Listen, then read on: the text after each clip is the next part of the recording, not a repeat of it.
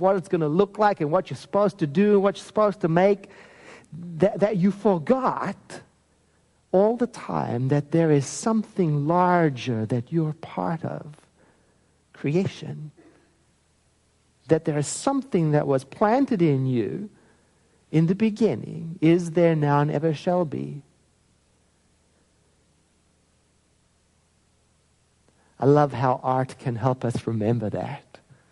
Inspire us. Art was used in religion in old days to help inspire people. But, early days, the people couldn't read or write, and sometimes they didn't even understand the language, the official language that the religion was being presented in. But they could see and they could listen. And so art was used to open up their inspired heart, to help them reconnect with this idea that there is something larger than what was going on in their life at any given moment. They were connected to something powerful. And that's one of the reasons why we bring art in as a reminder, an opportunity for us. If we've forgotten along the journey, it's a reminder that there is something wonderful going on in us. There is something larger than our life that we're connected to. Not later, now. Not later when I've built the Taj Mahal. Right now.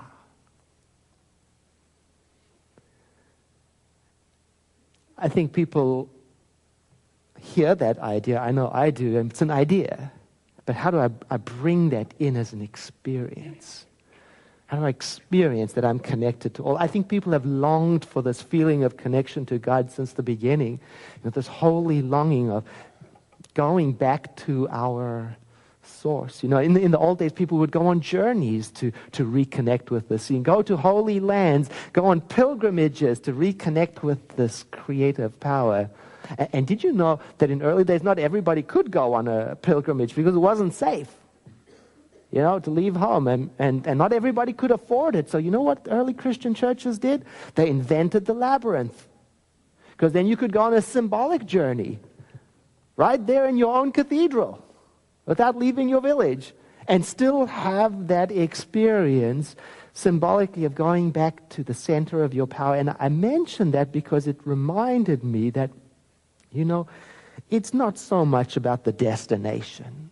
It's not so much about what will happen in the end or what great piece of art I'm going to end up with or what it's going to look like at the end.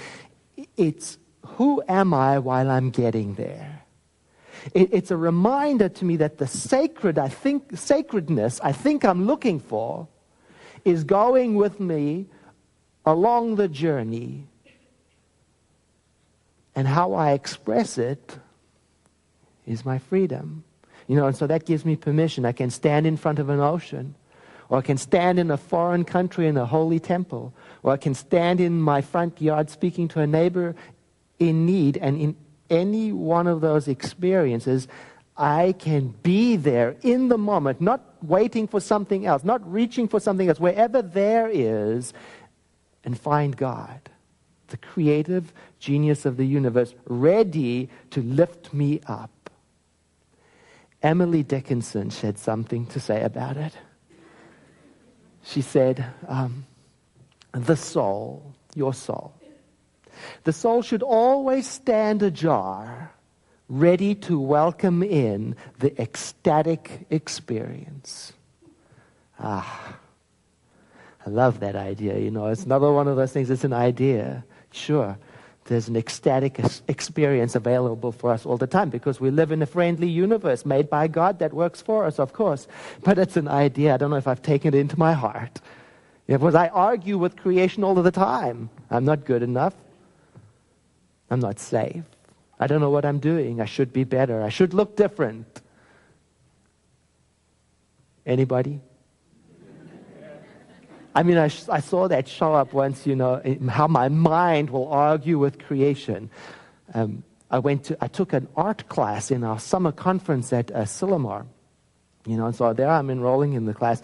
So I noticed, I got more out of what was going on in my mind than I got out of the class. You know what I mean? I'm sitting in the class, and as people are walking in, I'm checking out who's showing up. so I can figure out who's got what kind of skill level, because the competition, I got to look good, the colleagues there.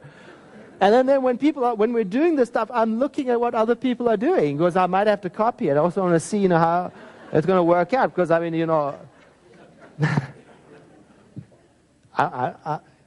I'm not, I might have to shut down, and then my mind goes to, look, they've got all the talent.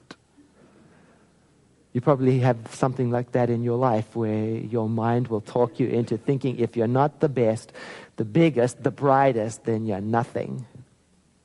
And so the result is I wasn't even on my own labyrinth journey. My soul's door wasn't ajar for anything. I was in competition. I was trying to look good, strategically place myself. And that is one way of not trusting that you are perfectly made.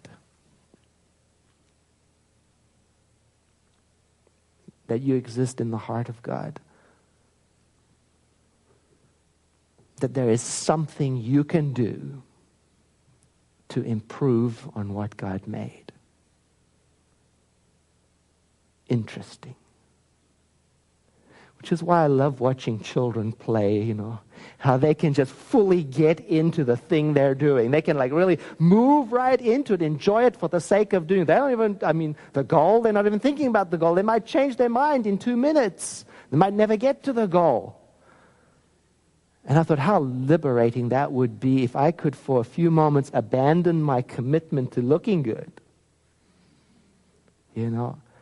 Of being self-conscious.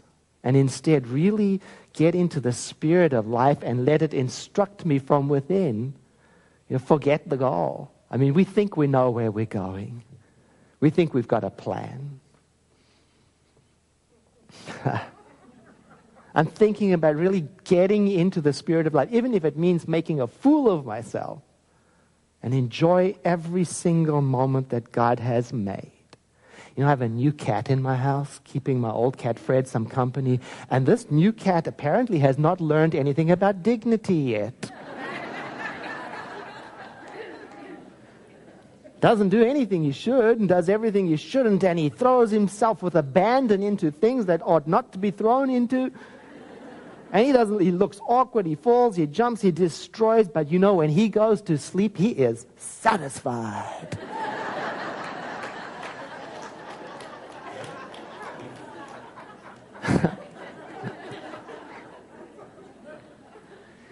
Apparently, he understands he was made perfectly by a God of love, and he lets the creative genius flow through. He has no care for the morrow, like the birds in the fields, like it says in the scripture. He trusts that he lives in God. It made me think about what some wise person said. Anything worth doing is worth doing incredibly badly. See, because I thought everything, I've got to do it right. I've got to get the goal in mind. I've got to get somewhere. I've got to do it. And so the idea I'm considering, and maybe you'll consider it with me, that there is a spirit of doing, of creation, a spirit of life, and that if I can move into the spirit of life, its spirit will move me and instruct me from within on how to do everything. Then if I can get my thinking out of the way, then I can let myself be a pencil in the hand of a writing God that is sending a message of love to creation.